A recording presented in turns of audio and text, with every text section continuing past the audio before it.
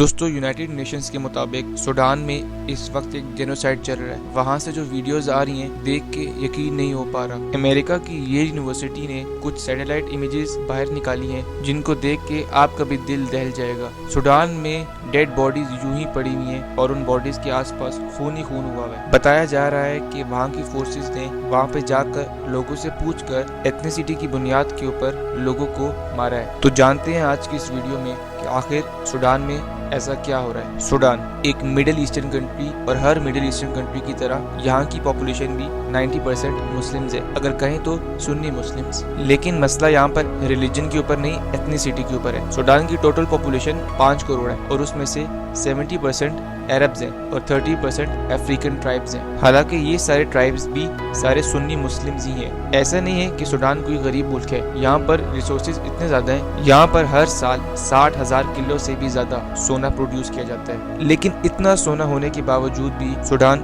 دنیا کے غریب ترین ملکوں میں سے آتا ہے، اتنا کہ اس کی جی ڈی پی کئی سالوں سے نیگیٹو چل رہی ہے۔ اس کی وجہ یہ ہے کہ اس کنٹری کا 95% گولڈ غیر قانونی طور پر اسمگل ہوتا ہے اور گورنمنٹ اس سے کچھ کما ہی نہیں پاتی، اور الٹا ہوتا ہے ایسے ہے کہ اس کمائی سے جو ریبلز ہیں وہاں پر وہ غیر قانونی ویپنز لے لیتے ہیں۔ 1956 میں برٹشرز سوڈان کو آزاد کر دیتے ہیں۔ اس کے بعد سے سوڈان ہمیشہ سے ایک ملٹری رول کے اندر ہی رہا ہے، وہاں پر کبھی بھی ڈیموکریسی نہیں آئی۔ سال 1989 میں جنرل عمر نام کا ایک شخص سوڈان میں ایک سویلین گورنمنٹ، جو کہ وہ بھی اتھارٹیرین ہی تھی لیکن نام کی سویلین تھی، اس کو ہٹا کر ساری پاور سیز کر لیتے ہیں اور اس کے بعد 30 سال تک وہ سوڈان کے اوپر پاور کنٹرول رکھتے ہیں، اور جو برا امیجن کر سکتے ہو وہ ہوتا ہے سوڈان میں۔ اور سال 2019 میں ہمیں سوڈان میں پروٹیسٹ نظر آتے ہیں، لیکن افسوس سے کہنا پڑتا ہے کہ اس پروٹیسٹ کو 2 بندے ہائی جیک کر لیتے ہیں، 2 جنرلز۔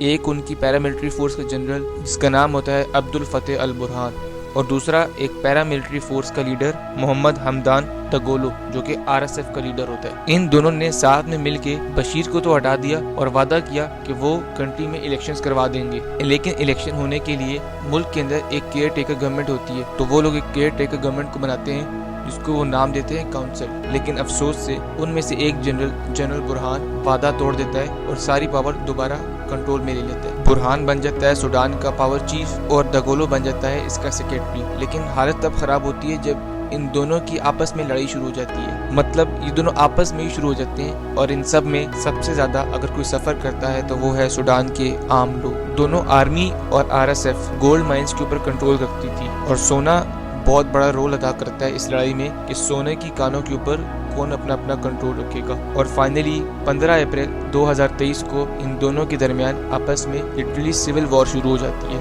2 سال چلتی ہے یہ سول وار، اور اس میں سوڈان کے لوگوں کے ساتھ جینوسائیڈ ہوتا ہے، بہت برا ہوتا ہے، جتنا برا امیجن کر سکتے ہو سوڈان میں ہوتا ہے۔ اور پھر مارچ 2025 میں جنرل برہان یہ سول وار جیت جاتا ہے۔ لیکن آج اگر ہم پریزنٹ میں دیکھیں سوڈان کا نقشہ کچھ ایسا ہے کہ جو ویسٹ آف سوڈان ہے، جو کہ آپ دیکھ سکتے ہو، وہ سارا RSF کے کنٹرول میں، اور باقی جتنا بھی سوڈان ہے وہ اس وقت سوڈان کی آرمی جو کہ برہان لیڈ کر ہے اس کے کنٹرول میں ہے۔ پورا کا پورا کنٹری اس وقت ڈیوائیڈ ہو چکا ہے، اور اگر آپ کو نہیں پتا تو بتا دوں کہ کچھ عرصہ پہلے سوڈان ٹوٹ بھی چکا تھا، یہاں سے ایک نیا کنٹری پیدا ہو گیا تھا جس کو کہا جاتا ہے ساؤتھ آف سوڈان۔ ان سب میں سوڈان کے لوگوں کی بہت زیادہ ڈیتھ ہوئی ہے، 1.5 لاکھ لوگ سوڈان میں مر چکے ہیں۔ نہ صرف یہ چیزیں، باقی ہر چیز بھی ختم ہو گئی، اسکول، ہاسپٹلز، وہاں پہ بھی اٹیک کیا جا رہا ہے۔ لیکن اس وار میں کئی انٹرنیشنل پلیئرز بھی شامل ہیں جن کا آپ کو پتہ ہونا بہت ضروری ہے۔